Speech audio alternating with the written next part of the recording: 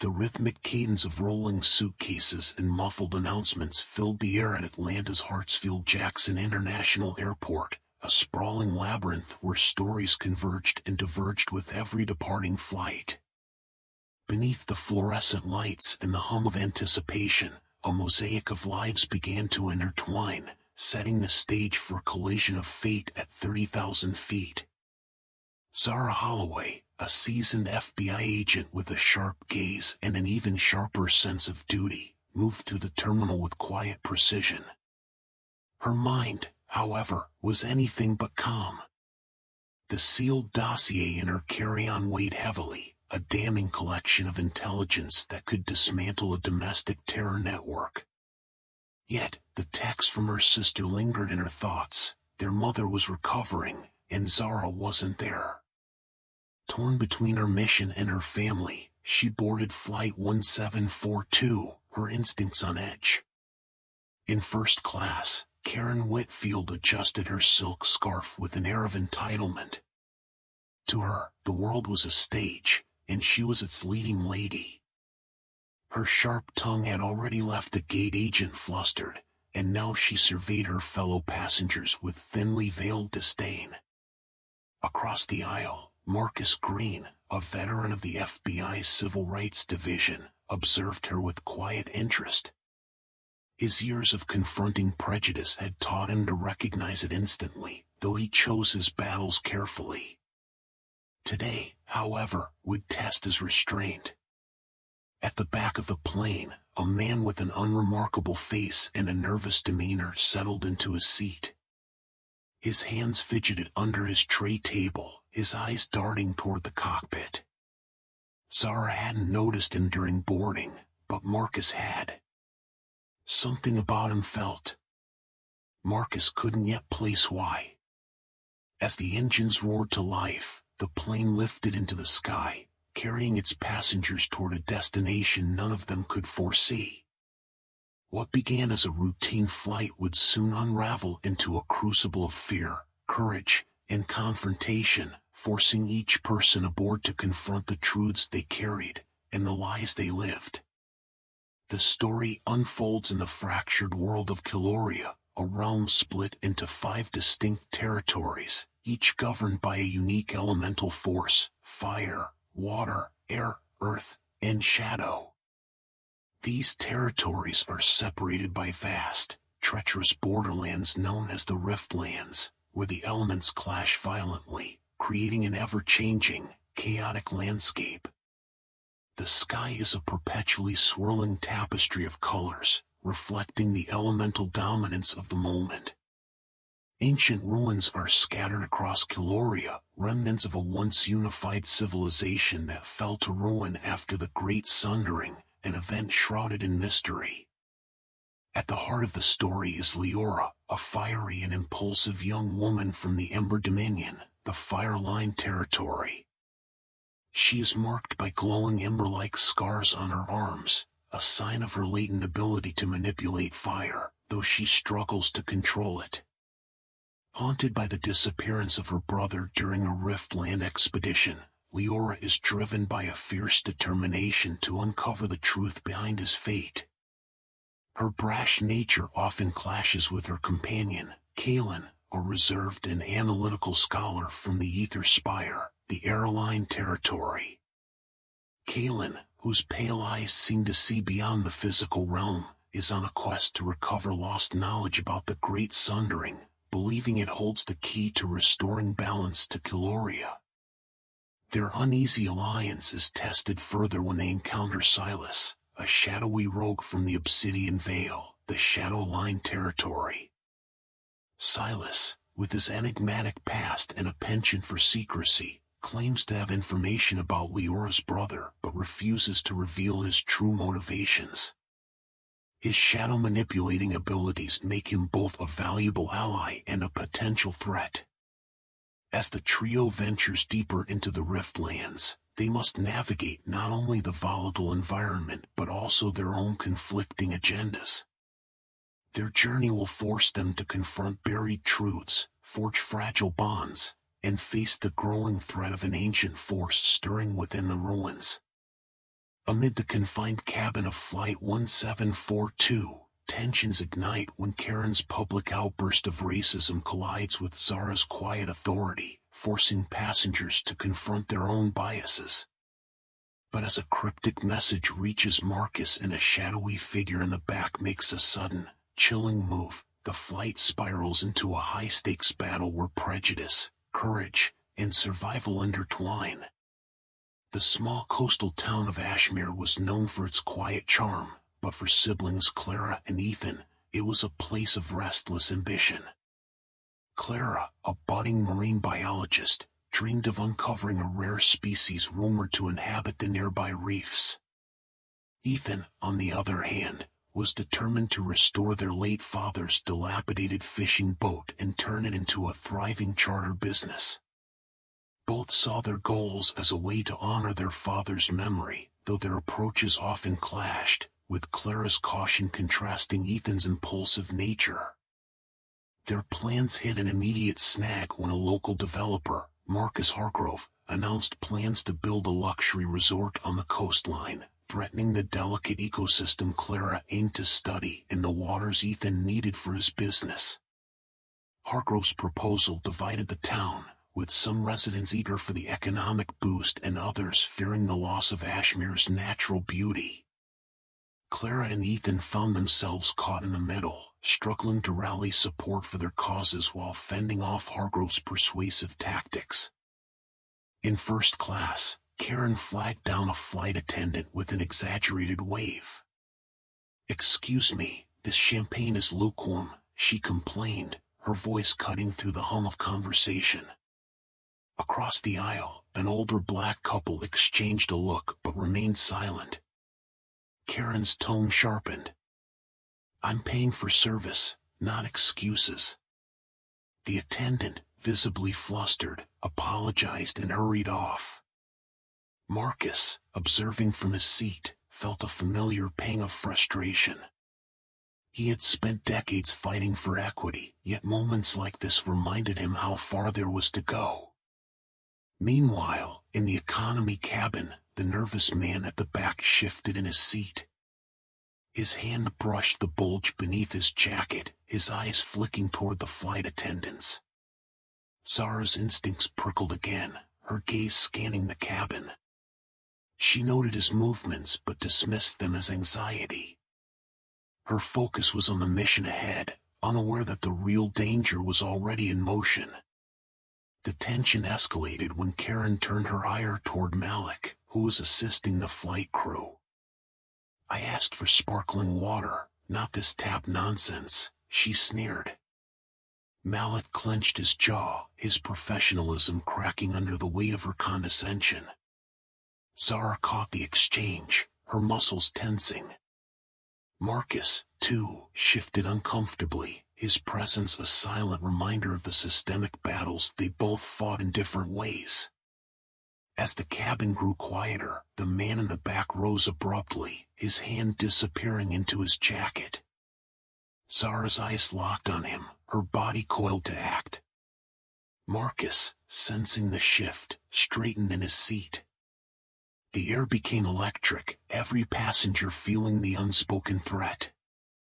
The flight crew froze, their training clashing with the reality unfolding before them. Then came the first scream. The cabin lights dimmed as Flight 1742 reached cruising altitude, the hum of the engines a steady backdrop to the tension brewing within. Zara Holloway shifted in her seat, her instincts on edge. She couldn't shake the feeling that something was off. Her eyes flicked to Marcus Green, seated 2 rows ahead. He met her gaze briefly, his expression calm but knowing. They had worked together long enough to communicate without words, both sensing a storm on the horizon. Karen Whitfield, meanwhile, was growing increasingly agitated. When a flight attendant accidentally bumped her arm while serving drinks, Karen's sharp voice cut through the cabin. "Do you even know how to do your job?" The attendant, a young woman named Elena, flushed but managed a polite apology. Zara watched the exchange closely, her jaw tightening. Karen's behavior was more than just rude, it was a microcosm of entitlement that Zara had encountered too many times before. Toward the back of the plane, the unremarkable man with the nervous eyes adjusted his jacket. His movements were subtle, but Zara caught them out of the corner of her eye. Her pulse quickened. She leaned forward, pretending to retrieve something from her bag, while discreetly signaling Marcus with a slight tilt of her head. Marcus nodded, his hand brushing the lapel pin that identified him as FBI. Without drawing attention, he began scanning the cabin, his years of experience sharpening his focus. The first real crack came when Karen loudly complained about Marcus's presence in first class. "I didn't pay for this seat to be surrounded by." Marcus, unbothered, continued his quiet observation, but Zara's patience was wearing thin. Passengers around Karen shifted uncomfortably, some murmuring disapproval, while others avoided eye contact altogether. Suddenly, the man at the back stood, his hands slipping into his jacket. Zara's breath caught. Her fingers hovered near her holster as she locked eyes with Marcus. In that instant, the mundane tension of the flight transformed into a powder keg. Every decision, every second, would now determine the fate of those aboard. The plane leveled off, cruising smoothly above the clouds. Zara leaned back in her seat, her mind racing. Marcus had caught her eye during boarding, and though they exchanged no words, his presence was a quiet reassurance. She knew he was there to support her, but something about his expression, a subtle tension in his jaw, suggested he was holding back more than he let on. Zara couldn't shake the feeling that Marcus was aware of something she wasn't. In first class, Karen's voice rose above the hum of the engines. She had spilled her sparkling water and was berating the flight attendant, a young woman named Elena, whose composure was beginning to crack. "This is unacceptable," Karen hissed, her tone laced with venom. "Do they not train you properly anymore? Or is this just another example of cutting corners?" The passengers around her exchanged uneasy glances, but no one intervened. Karen's words hung in the air, sharp and cutting, as Elena's cheeks flushed with embarrassment. Zara's attention shifted when she noticed a man in the aisle seat across from her fiddling with his phone. His movements were subtle, but her trained eye caught the way his fingers hovered over the screen, as if hesitating. He glanced toward the back of the plane, where the late passenger sat rigidly, his hands gripping the armrests. Zara's instincts flared, but she forced herself to remain calm, cataloging the details for later. Meanwhile, Marcus observed the scene in first class with a quiet intensity. He had seen Karen's type before, loud, entitled, and dangerous in their ignorance. But it wasn't just her behavior that concerned him. He had noticed the man with the phone as well, in the brief exchange of glances between him and the nervous passenger in the back. Marcus shifted in his seat, his mind piecing together fragments of a puzzle that was rapidly forming. The flight attendant, Elena, retreated to the galley, her hands shaking as she prepared a tray of drinks. She barely noticed when the man with the phone followed her, his expression unreadable. Zara caught the movement out of the corner of her eye and felt a wave of unease. Something was wrong, she could feel it. Her hand brushed against the edge of her carry-on, where the dossier and her weapon were concealed. As the tension in the cabin thickened, Karen's tirade reached a crescendo. "I demand to speak to someone in charge." Marcus finally stood, his calm but commanding presence silencing the commotion. "Ma'am," he said evenly, "perhaps it's time you sat down and let these people do their jobs." Karen opened her mouth to retort, but something in Marcus's tone stopped her. She sank back into her seat, fuming but silent. At the back of the plane, the nervous passenger shifted uncomfortably, his eyes darting toward the galley. Zara's gaze followed his, her pulse quickening. She exchanged a glance with Marcus, who gave her the slightest nod. Without a word, they both knew, whatever was about to happen, they would face it together. As Flight 1742 leveled off at cruising altitude, the cabin settled into a tense quiet. Zara Holloway's instincts remained on high alert, her gaze flicking over the passengers like a radar. Something about the man seated near the back, the one who boarded last, nagged at her subconscious. His movements were too calculated, his demeanor too practiced. She made a mental note to keep watching him, even as her thoughts tugged her back to Aisha's text. The guilt of not being there for her mother gnawed at her, but she forced herself to focus. Lives might depend on it. Karen Whitfield, meanwhile, was already causing friction. A flight attendant's polite request to stow her oversized handbag had been met with a sharp retort. "Do you know how much this costs?" Marcus Green, seated nearby, observed her with quiet disapproval. He'd spent decades fighting for equality, and Karen's entitled behavior was a reminder of how far society still had to go. Yet Marcus knew better than to engage, not yet. His focus was on Zara, the young agent he'd mentored, and the briefing that awaited them in New York. But even he couldn't shake the feeling that something was off. In the cockpit, Captain David Chen's hands moved deftly across the controls, his mind half on the flight and half on the article he'd skimmed earlier. The mention of a domestic terror threat lingered uneasily in his thoughts. He glanced at his co-pilot, who seemed oblivious, chatting about weekend plans. David's instincts, honed over years in the air, whispered that this flight might not be as routine as it seemed.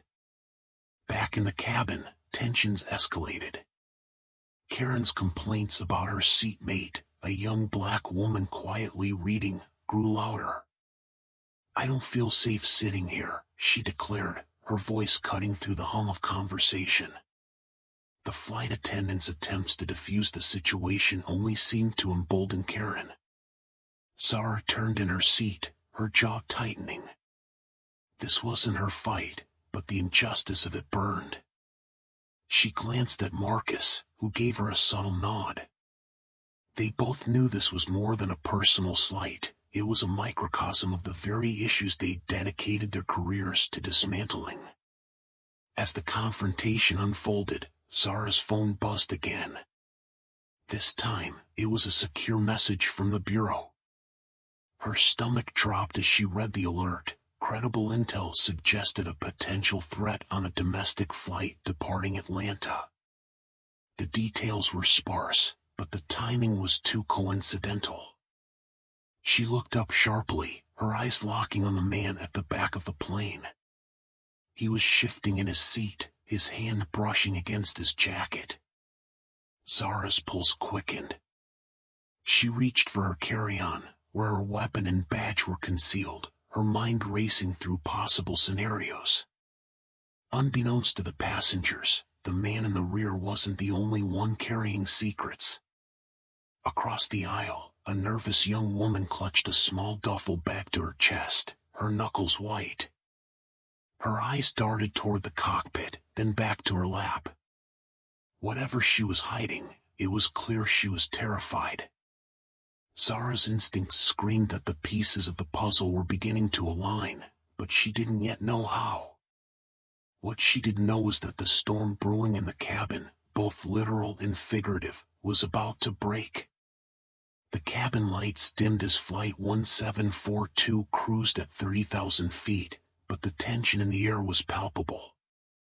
Karen Whitfield's loud complaints about her seatmate, a young black woman quietly reading a book, escalated into a confrontation that drew the attention of the entire cabin. Her cutting remarks, dripping with entitlement and prejudice, were met with stunned silence until Marcus Green stood, his voice calm but firm. "Ma'am, your behavior is unacceptable." This plane is not your courtroom, and these passengers are not your jury. His words carried the weight of authority, silencing Karen and earning murmurs of agreement from nearby passengers. As the flight attendants worked to de-escalate the situation, Zara Holloway's instincts flared. Her eyes locked on the nervous man in the back row, whose hand had slipped inside his jacket. She rose, moving down the aisle with quiet determination, her badge flashing as she approached. "Sir, I need you to keep your hands where I can see them," she said, her voice steady. The man hesitated, then bolted toward the cockpit. Chaos erupted as Zara pursued him, her training kicking in. Passengers screamed, and Marcus sprang into action, helping to secure the cabin while Zara tackled the man just feet from the cockpit door. In the scuffle, a small device tumbled from the man's jacket, a makeshift explosive. Captain David Chen's voice crackled over the intercom, calm but urgent, as he coordinated with Zara to safely land the plane. With Marcus's help, Zara disarmed the man and secured the device, her hands steady despite the adrenaline coursing through her veins.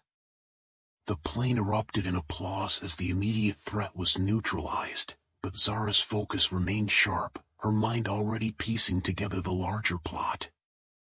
As Flight 1742 touched down safely in New York, the passengers disembarked, forever changed.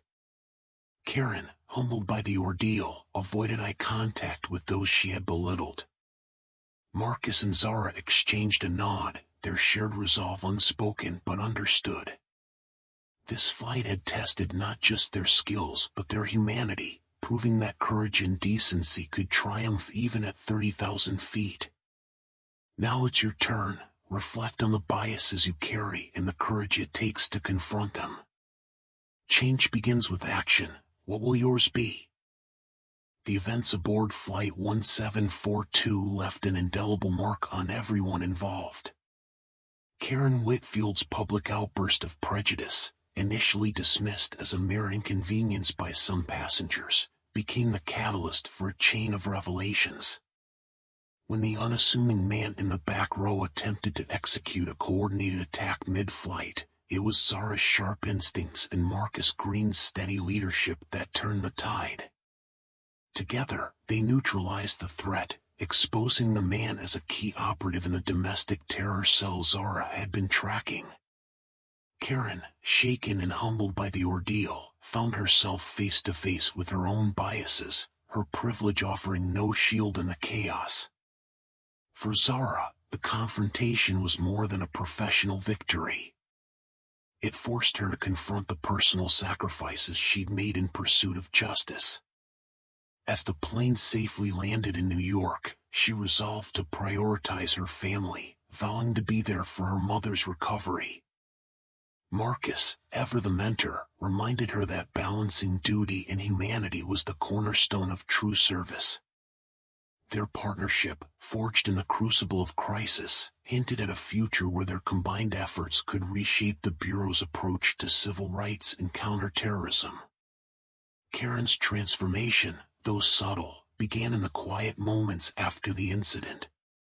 Sitting beside Malik Johnson as they waited for authorities to debrief the passengers, she offered a genuine apology for her earlier behavior. Malik, though wary, accepted with grace, planting the seed of change in a woman who had long seen the world through a narrow lens. Whether she would carry this newfound awareness forward remained to be seen, but the experience had undeniably cracked the armor of her entitlement. As the passengers dispersed, Captain David Chen stood at the gate, shaking hands and offering reassurances. His steady presence had been a source of calm during the chaos, a reminder that even in moments of turbulence, leadership could anchor those in fear. Zara, Marcus, and Malik exchanged knowing glances, silently acknowledging the shared humanity that had united them in crisis. The events of Flight 1742 served as a stark reminder: prejudice and hatred thrive in silence, but courage and compassion can dismantle them, one act at a time. As the passengers returned to their lives, each carried the weight of the experience, a call to action to confront injustice wherever it emerged. For Zara, it was a lesson in balance; for Karen, an opportunity for redemption; for Malik, a testament to resilience. And for all, a shared truth: at 30,000 feet, there are no divides, only the collective will to rise above.